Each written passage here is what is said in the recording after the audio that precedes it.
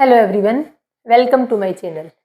इस वीडियो के थ्रू हम डिस्कस करेंगे बिजनेस के एक नए फॉर्म कंपनी को। अब तक हम बिजनेस के कितने फॉर्म डिस्कस कर चुके हैं? Sole proprietorship, HUF, partnership firm, cooperative society, LLP. और बिजनेस का एक नया फॉर्म यानी बिजनेस करने का एक नया तरीका है कंपनी। कंपनी है क्या? देखो, अगर हम पहले सोल प्रोप्राइटरशिप के थ्रू, एचयूएफ के थ्रू, कोऑपरेटिव सोसाइटी, एलएलपी, अगर इनके थ्रू हम बिजनेस कर रहे थे तो बिजनेस के एक नए फॉर्म कंपनी की रिक्वायरमेंट क्यों हुई? देखो, किसी भी चीज़ की रिक्वायरमेंट हमें क्यों होती है? जब हमारे पास जो प्रेजेंट में कोई चीज़ है उस चीज़ में कुछ ना कुछ कमी है, उसी कमी की वजह से हम क्या सोचते हैं कि इस कमी को दूर करने के लिए हम बिजनेस के किसी नए फॉर्म को देखते हैं। तो एक नया फॉर्म आया कंपनी। तो मैंने लिखा इधर कि सोल ट्रेड यानी सोल प्रोप्राइटरशिप, पार्टनरशिप फर्म में, जॉइंट हिंदू फैमिली में, एलएलपी में, इन सभी बिजनेस में कुछ ना कुछ कमियां थी। इन कमियों को दूर करने के लिए बिजनेस का एक नया फॉर्म आया है कंपनी फॉर्म।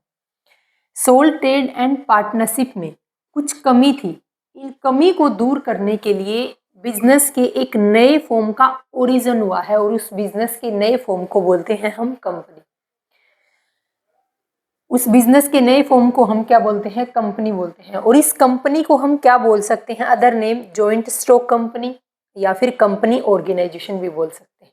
अब ये देखो कि कमियां क्या थी।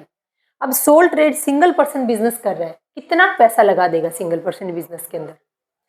अगर रिस्क हुआ तो सिंगल पर्सन का होगा, अगर लॉस हुआ तो सिंगल पर्सन का होगा। एक सिंगल पर्सन में कितनी ज़्यादा स्किल हो सकती है? लिमिटेड स्किल है। वो किस तरीके से एक सिंगल पर्सन पूरे बिजनेस को मैनेज कर रहा है? तो क्या मैनेजरियल स्किल क्या उसकी लिमिटेड नहीं है? तो शॉर्टेज थी। पार्टनरशिप है, पार्टनरशिप कुछ लोग मिल करके बिजनेस कर रहे हैं, 2 लोग, 5 लोग, 10 लोग, 15 लोग, 20 लोग। क्या उनके पास फाइनेंस लिमिटेड नहीं होगा? क्या उनकी जो लाइबिलिटी होगी वो अनलिमिटेड है? सबसे बड़ी बात तो है सोल ट्रेड और पार्टनरशिप फर्म, इन सभी की लाइबिलिटी अनलिमिटेड है। पार्टनर, जितने भी पार्टनर होते हैं इन सब की लाइबिलिटी अनलिमिटेड है।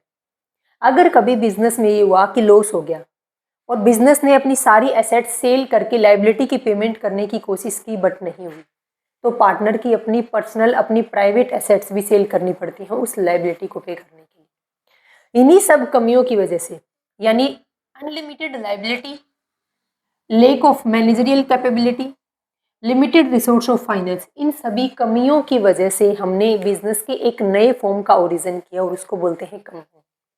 कंपनी क्या है? ये जो कमियां थी इन बिजनेस के अंदर, सोल ट्रेड में, एचयूएफ में, पार्टनरशिप में, इन सभी कमियों को दूर कौन करेगा? ये कंपनी फॉर्म करेगा। तो एक कंपनी होती है, कंपनी के अंदर जो पर्सन पैसा इन्वेस्ट करते हैं। कंपनी क्या है? कंपनी बिजनेस का एक नया फॉर्म है और कंपनी के अंदर जो पर्सन पैसा इन्वेस्ट करते हैं उनको बोलते हैं share holder. Share holder company में जो पैसा लगाते हैं उस टोटल अमाउंट को क्या बोलते हैं? शेयर कैपिटल बोलते हैं। और शेयर कैपिटल के छोटे छोटे हिस्से को हम क्या बोलते हैं? शेयर्स बोलते हैं। ये शेयर्स क्या होते हैं? शेयर्स मूवेबल इन नेचर है, यानी ट्रांसफरेबल है। इनको हम बाय और परचेज कर सकते हैं। उसके बाद देखो कि ये जो जॉइंट स्टॉक कंपनी है, क्या इस जॉइंट स्टॉक कंपनी का, यानी जो कंपनी ऑर्गेनाइजेशन बिजनेस का नया फॉर्म है, क्या उसका रजिस्ट्रेशन करवाना कंपलसरी है? तो कंपनी क्या है? कंपनी एक इनकॉर्पोरेटेड बॉडी है। कंपनी एक इनकॉर्पोरेटेड बॉडी है, यानी इसका रजिस्ट्रेशन करवाना कंपलसरी है किसी स्पेशल एक्ट के अंडर में। तो कंपनी के रजिस्ट्रेशन के लिए कौन सा एक्ट पास किया गया है? Company act 2013। एट प्रेजेंट ये एक्ट क्या है? अप्लाई होता है, लेकिन 2013 से पहले कंपनीज के लिए कौन सा एक्ट था? Company act 1956। तो हमने क्या देखा? कंपनी क्या है? कंपनी बिजनेस का एक फॉर्म है जो जिसका ओरिजिन क्यों हुआ था? इसका ओरिजिन हुआ इन जो पहले के बिजनेस फॉर्म है, जैसे sole trade, partnership firm, HUF, cooperative society, इनमें कुछ ना कुछ कमियां थी। इनमें कुछ ना कुछ कमियां थी। इन कमियों को दूर करने के लिए बिजनेस के एक नई फॉर्म का ओरिजिन हुआ और उस फॉर्म को बोलते हैं कंपनी, जिसको हम जॉइंट स्टॉक कंपनी या फिर कंपनी ऑर्गेनाइजेशन भी बोल सकते हैं। कंपनी का रजिस्ट्रेशन करवाना मैंडेटरी है कंपनी एक्ट 2013 के अंडर में। इसीलिए कंपनी को एक इनकॉर्पोरेटेड बॉडी बोला गया है। देखो आगे,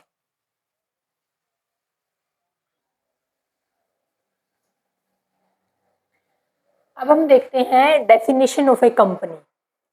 company is a artificial person. इस डेफिनेशन को आपको अच्छे से देखना है क्योंकि इसी डेफिनेशन में इस कंपनी के फीचर्स या कैरेक्टरिस्टिक्स छुपे हैं। अगर आप डेफिनेशन अच्छे से क्लियर कर लोगे तो कैरेक्टरिस्टिक्स अपने आप क्लियर हो जाएंगे। देखो, company is a artificial person. Company क्या है? एक आर्टिफिशियल पर्सन है, यानी इसमें क्या है? एक आर्टिफिशियल पर्सन है, इसमें जान नहीं है अपने जैसे, ये ह्यूमन बीइंग के जैसे नहीं है, एक आर्टिफिशियल पर्सन है। Created by law. इस लॉ के अंडर क्या कंपनी कॉन्ट्रैक्ट के थ्रू बनती है? जैसे पार्टनरशिप का ओरिजिन कैसे होता है? पार्टनर्स के बीच जो एग्रीमेंट होता है, जो कॉन्ट्रैक्ट होता है, उस कॉन्ट्रैक्ट से पार्टनरशिप बनती है। पार्टनरशिप कभी एक्ट से नहीं बनती। बट कंपनी क्या है? कंपनी का निर्माण एक एक्ट के थ्रू हुआ है। कौन से एक्ट के थ्रू? कंपनी एक्ट 2013 के through. Having a separate entity है।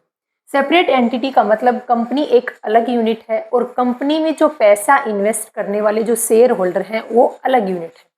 इसका मतलब क्या है? मान लो शेयर होल्डर ने कोई इलीगल काम कर दिया तो कंपनी उसके लिए लाइबल नहीं है, वो खुद पर्सन उसके लिए लाइबल है। क्यों? क्योंकि कंपनी एक अलग एंटिटी है और जो शेयर होल्डर है वो क्या है? अलग एंटिटी है। With A perpetual succession. Perpetual succession का मतलब क्या है? यानी शेयर होल्डर के आने का और शेयर होल्डर का कंपनी को छोड़कर जाने का कंपनी की एग्जिस्टेंस पर कोई इफेक्ट नहीं होता। कंपनी क्या है? कंटिन्यू चलती रहती है। And common seal. और कंपनी की अपनी एक कॉमन सील होती है, एक स्टाम्प होती है, जो कंपनी के जो डॉक्यूमेंट्स होते हैं, जो दस्तावेज होते हैं, उनके ऊपर लगाई जाती है। तो कंपनी की डेफिनेशन दोबारा देखते हैं। Company is a artificial person. Company एक आर्टिफिशियल पर्सन है जिसका निर्माण एक लॉ के थ्रू हुआ है, कंपनी एक्ट 2013 के through. Having a separate entity. Company एक अलग यूनिट है, उसके अंदर पैसा इन्वेस्ट करने वाले शेयर होल्डर अलग यूनिट है।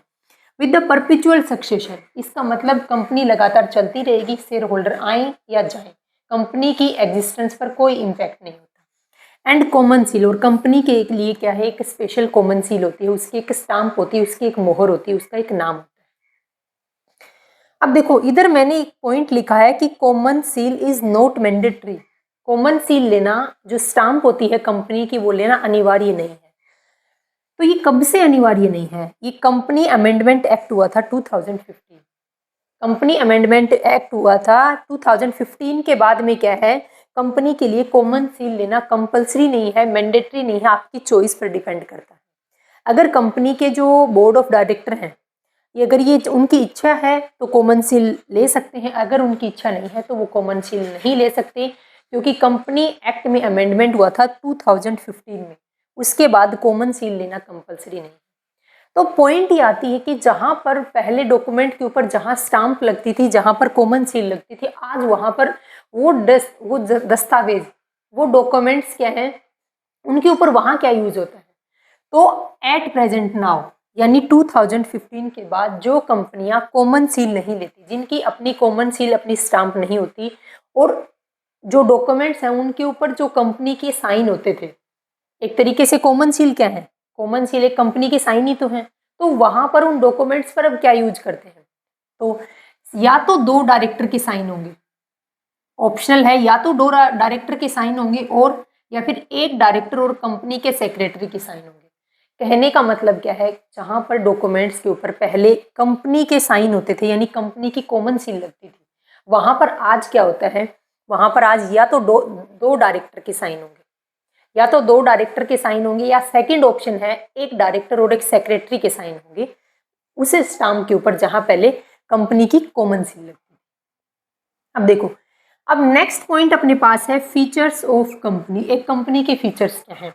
अब मैं आपको फीचर्स बताऊंगी, लगभग सारे के सारे फीचर्स क्या रहेंगे इस कंपनी की डेफिनेशन से रहेंगे। पहला है incorporated association of person. Company एक इनकॉर्पोरेटेड बॉडी है, यानी जिसका रजिस्ट्रेशन करवाना कंपलसरी है। देखो, मैंने इधर बता दिया, कंपनी का रजिस्ट्रेशन करवाना कंपलसरी है कंपनी एक्ट 2013 के अंदर। सेकंड है आर्टिफिशियल लीगल पर्सन है। कंपनी क्या है? कंपनी एक आर्टिफिशियल लीगल पर्सन है। कंपनी अपने नाम से एसेट्स को परचेज करती है, अपने नाम से बैंक में अकाउंट ओपन करती है, अपने नाम से गुड्स एंड सर्विसेज को बाइंग और सेलिंग करती है। तो ये क्या है? कंपनी एक आर्टिफिशियल लीगल पर्सन है। नेक्स्ट क्या है कि सेपरेट लीगल एंटिटी है। कंपनी सेपरेट लीगल एंटिटी क्यों है?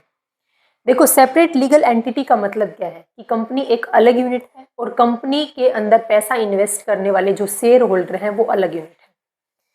कंपनी का रजिस्ट्रेशन हमने कंपनी एक्ट 2013 के अंडर करवा लिया है, तो कंपनी क्या बन गई, कंपनी एक अलग एंटिटी बन गई। कौन सी एंटिटी है, कंपनी एक आर्टिफिशियल पर्सन है। अगर कंपनी एक अलग से आर्टिफिशियल पर्सन होगी तो कंपनी अपने नाम से क्या है, एसेट्स परचेज करेगी। अगर मान लो शेयर होल्डर ने कोई इलीगल काम कर दिया तो क्या कंपनी उसके लिए लायबल है? नहीं। क्यों? क्योंकि कंपनी एक अलग यूनिट है और शेयर होल्डर एक अलग यूनिट है। तो शेयर होल्डर ने अगर कोई इलीगल काम किया है तो उसके लिए शेयर होल्डर लायबल है, क्योंकि सेपरेट लीगल एंटिटी है। कंपनी एक अलग एंटिटी और शेयर होल्डर एक अलग एंटिटी। ये केस हमने कहाँ पढ़ा? दूसरा, जब मान लो पार्टनरशिप फर्म थी। पार्टनरशिप फर्म क्या होती है? पार्टनरशिप फर्म के अंदर पार्टनर्स कोई सेपरेट लीगल एंटिटी नहीं होते। पार्टनर्स और पार्टनरशिप फर्म दोनों एक ही यूनिट है, एक ही एंटिटी है। अगर पार्टनर्स या पार्टनरशिप फर्म ने कोई भी काम किया है तो उसके लिए सभी लायबल होंगे। अगर पार्टनर्स ने कोई इलीगल या लीगल काम किया है तो उसके लिए पार्टनरशिप फर्म लायबल है। अगर पार्टनरशिप फर्म ने कोई लीगल या इलीगल काम किया है तो उसके लिए सभी पार्टनर्स क्या रहेंगे? लायबल रहेंगे। बट कंपनी केस में ऐसा नहीं है। कंपनी एक अलग एंटिटी है और कंपनी के जो शेयर होल्डर हैं वो एक अलग एंटिटी है। इसीलिए बोला गया है कि ये सेपरेट लीगल एंटिटी है, एक अलग यूनिट है कंपनी। आगे की कैरेक्टरिस्टिक्स देखो।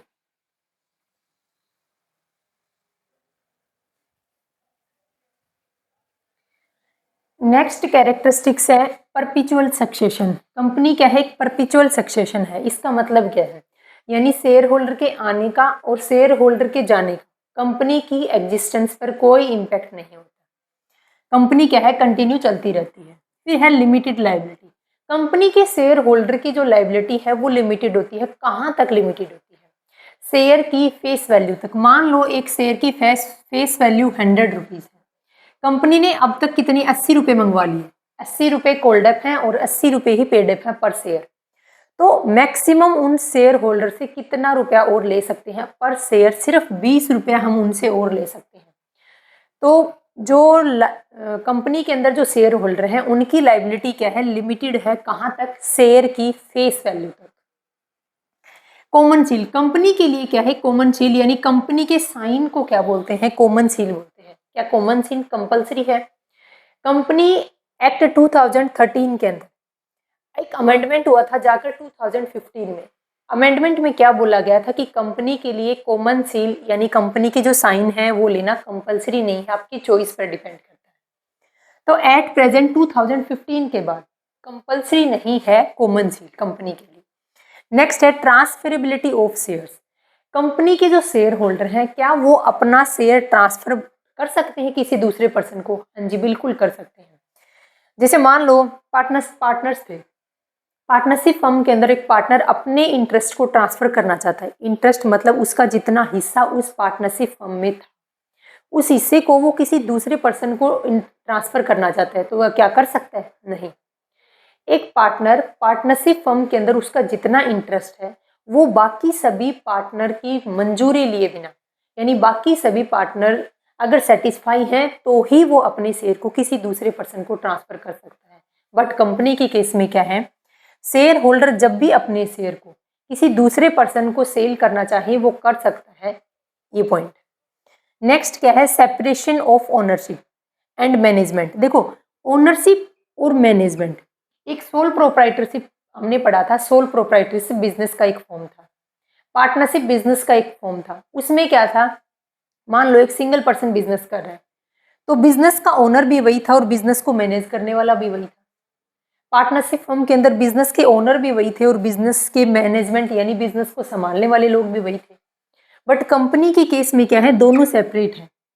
ओनरशिप अलग लोगों के हाथों में है और कंपनी को मैनेज अलग लोग करते हैं। जो पर्सन कंपनी में पैसा इन्वेस्ट करते हैं यानी वो पर्सन उस कंपनी के क्या कहलाते हैं? रियल ओनर कहलाते हैं। जिन्होंने कंपनी में पैसा इन्वेस्ट किया वो तो कंपनी के रियल ओनर हैं। बट क्या वो लोग जिन्होंने कंपनी में पैसा इन्वेस्ट किया है, क्या मान लो आप में से आपके किसी ना किसी रिलेटिव ने किसी कंपनी के शेयर जरूर परचेज कर रखे हैं, तो क्या वो पर्सन उस कंपनी की मैनेजमेंट में पार्टिसिपेट लेने जाते हैं? कभी नहीं। तो जो पर्सन कंपनी में पैसा लगाता है उसको बोलते हैं ओनर, और जो पर्सन कंपनी को मैनेज करता है, जो उनकी एक्टिविटी को कंडक्ट करता है, उनको बोलते हैं मैनेजमेंट। यानी कंपनी के बोर्ड ऑफ डायरेक्टर क्या करते हैं, बोर्ड ऑफ डायरेक्टर कंपनी को मैनेज करने का काम करते हैं, कंपनी को रन करने का काम करते हैं। बट कंपनी में पैसा कौन लगाते हैं, शेयर होल्डर। तो शेयर होल्डर अलग हैं और कंपनी को जो रन करने वाले हैं वो अलग है। तो सेपरेशन है ओनरशिप की और मैनेजमेंट। फिर क्या है, रिस्क बियरिंग। अब सोल प्रोप्राइटरशिप में तो रिस्क कौन बियर करता था, सिंगल पर्सन। पार्टनरशिप में रिस्क कौन बियर करता था, 2 3 4 5 10 लोग बियर करते थे। लेकिन बात यहाँ पर कंपनी की है, तो कंपनी के जो रिस्क बियर करते हैं वो एक सिंगल पर्सन या कुछ लोग नहीं करते, बल्कि कंपनी के जितने भी शेयर होल्डर हैं वो सभी मिल करके उस रिस्क को बियर करते हैं, ताकि उनका रिस्क भी कम हो जाता है। और उनको मतलब मान लो, देखो इनकी लाइबिलिटी कौन सी है, लाइबिलिटी तो लिमिटेड है शेयर होल्डर की। तो शेयर होल्डर से हम मैक्सिमम से मैक्सिमम कितना पैसा मंगवा सकते हैं, जो शेयर की जो फेस वैल्यू है, मान लो 100 रुपये का एक शेयर, तो सिर्फ 100 रुपये तक ही उस शेयर होल्डर से हम पैसा मंगवा सकते हैं जब कंपनी लिक्विडेशन की पोजीशन में आ जाती है। तो रिस्क बियर कैसे करते हैं, सभी शेयर होल्डर मिल करके अपना थोड़ी थोड़ी अमाउंट में सारा रिस्क क्या कर लेते हैं, बियर कर लेते हैं। लेकिन कहाँ तक, सिर्फ अपने शेयर की फेस वैल्यू तक। नेक्स्ट पॉइंट अपने पास है merits of company. Company form की, कंपनी ऑर्गेनाइजेशन की, जॉइंट स्टॉक कंपनी की कुछ मेरिट्स हैं, कुछ फायदे हैं। क्या है, सबसे पहले शेयर होल्डर की लायबिलिटी लिमिटेड होती है। शेयर ट्रांसफर कर सकते हैं जब भी चाहें। मान लो मैंने एक कंपनी के शेयर परचेज किए थे, अब मैं उस कंपनी के शेयर को सेल करना चाहती हूँ, तो जब भी मैं चाहूँ उस कंपनी के शेयर्स को एक मीडिएटर के थ्रू क्या कर सकती हूँ, सेल कर सकती हूँ। थर्ड क्या है, कंटिन्यूटी, यानी बिजनेस एक अलग यूनिट है, कंपनी एक अलग यूनिट है, तो कंपनी एक अलग यूनिट होने की वजह से शेयर होल्डर के आने और जाने का कंपनी की एग्जिस्टेंस पर कोई इम्पैक्ट नहीं पड़ता, बिजनेस लगातार चलते रहता है। Scope of growth and expansion, यानी बिजनेस की ग्रोथ और एक्सपेंशन के स्कोप ज़्यादा रहते हैं। ऐसा क्यों है, क्योंकि पैसा किसी सिंगल पर्सन ने नहीं लगाया। मान लो एक कंपनी के अंदर पैसा लगा दिया उस कंपनी के ओनर ने, उनको और पैसे की रिक्वायरमेंट पड़ी, उन्होंने पैसा ले लिया बैंक से, अदर फाइनेंशियल इंस्टीट्यूशन से, फिर भी उनको अगर पैसे की रिक्वायरमेंट है तो कंपनी क्या कर देगी, पब्लिक में शेयर इशू कर देगी, और शेयर इशू करके कंपनी पब्लिक से पैसा उठा लेगी। तो इससे क्या कर पाएगी, कंपनी अपने बिजनेस का ग्रो कर पाएगी, अपने बिजनेस का एक्सपेंशन कर पाएगी। एफिशिएंट मैनेजमेंट होता है। अब देखो मैनेजमेंट कौन कर रहा है, अलग टीम कर रही है, अलग लोग, यानी बोर्ड ऑफ डायरेक्टर उस बिजनेस को, उस कंपनी को रन कर रहे हैं, पैसा लगाने वाले लोग अलग हैं। अब देखो एक मान लो आप और एक मैं हूँ, मेरे पास मान लो पैसा है लेकिन मेरे पास स्किल नहीं है, आपके पास क्या है, स्किल है, आपके पास पैसा नहीं है। तो क्या है, अगर अपन दोनों मिल करके बिजनेस करें, लेकिन फिर भी फाइनेंस की कमी कुछ ना कुछ तो होगी होगी, तो हम क्या है, काफ़ी लोग मिल करके एक बिजनेस के अंदर पैसा इन्वेस्ट करते हैं, वो तो अलग लोग हैं।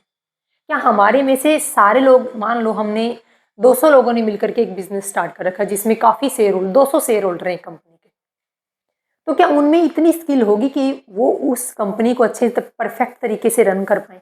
नहीं। क्यों? क्योंकि हर पर्सन के पास एफिशिएंट स्किल नहीं होती। कोई मैनेजर है, परचेज डिपार्टमेंट का, सेल्स डिपार्टमेंट का, इनके अंदर अलग अलग कैपेबिलिटी की रिक्वायरमेंट है। तो यहाँ पर बोला गया एफिशिएंट मैनेजमेंट है, अलग अलग पर्सन को अलग अलग पोस्ट के लिए हम अपॉइंट करते हैं, और ताकि बिजनेस को एकदम एफिशिएंट तरीके से वो मैनेज कर पाए। अब हम देखेंगे कंपनी की मेरिट्स की बजाय अगर किसी चीज़ की मेरिट है तो डीमेरिट भी होंगे। अब इसकी कंपनी की डीमेरिट्स देखते हैं।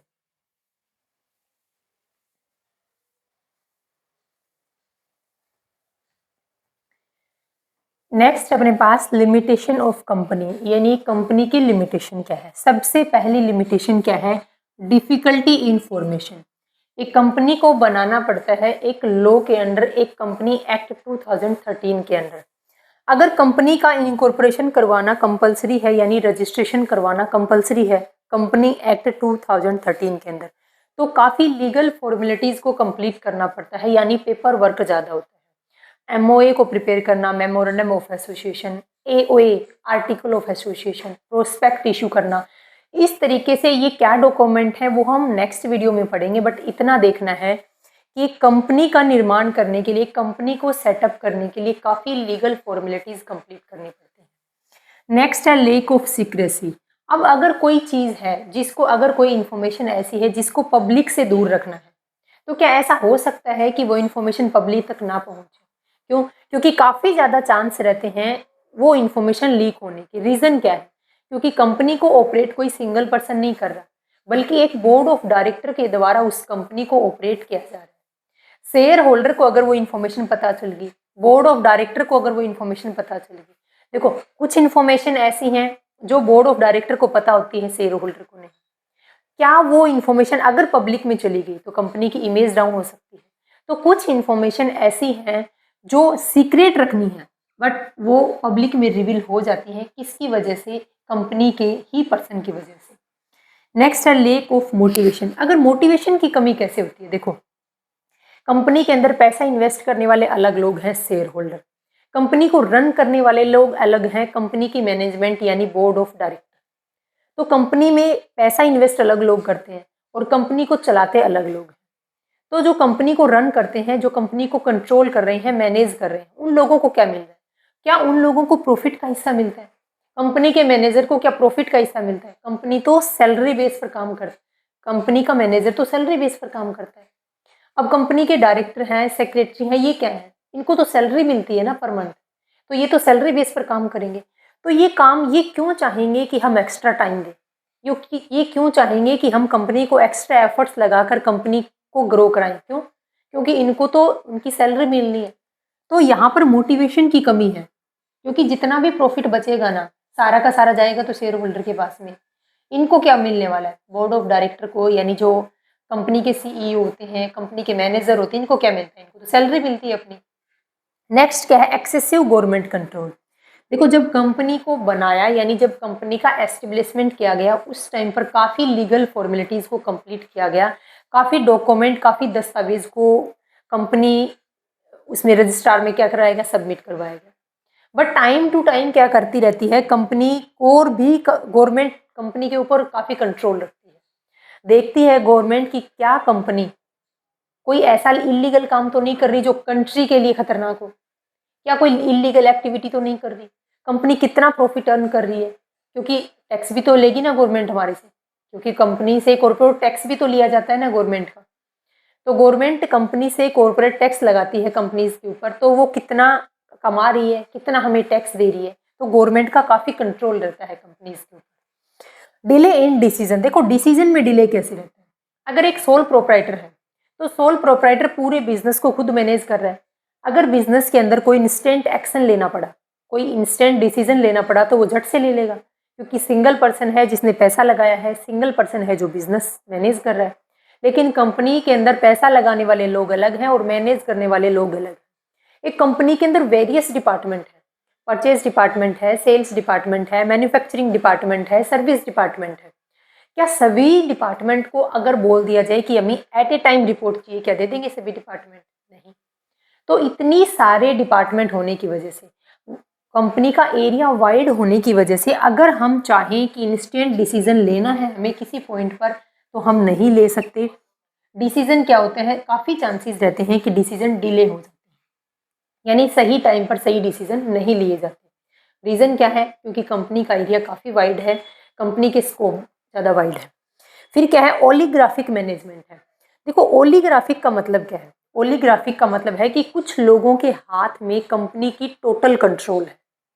कंपनी की कंट्रोल किन लोगों के हाथ में है? कंपनी के बोर्ड ऑफ डायरेक्टर के हाथ में है। तो क्या कंपनी के बोर्ड ऑफ डायरेक्टर ने जो डिसीजन ले दिया, वही डिसीजन कंपनी के सभी पर्सन, एम्प्लॉय, मैनेजर सबके लिए फाइनल है? तो ये यहाँ क्या बोला गया? ओलिगोपोली है मैनेजमेंट, यानी कुछ लोग कंपनी को पूरी को रन कर रहे हैं, बाकी लोग तो बैठे बैठे उनके मुंह की तरफ देखते रहते हैं कि ये क्या डिसीजन लेंगे, पता नहीं। नेक्स्ट क्या है? Conflict among investors. इन्वेस्टर्स के बीच में झगड़े होने के काफ़ी ज़्यादा चांसेस हैं। क्यों?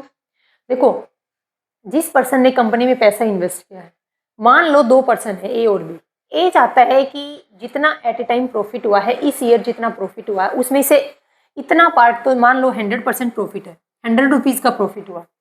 ए चाहता है कि 60 रुपीज़ को तो मैं रिटेन करके रख लूँ बिजनेस में, और 40 रुपीज़ को मैं डिविडेंड के रूप में डिक्लेयर करूँ।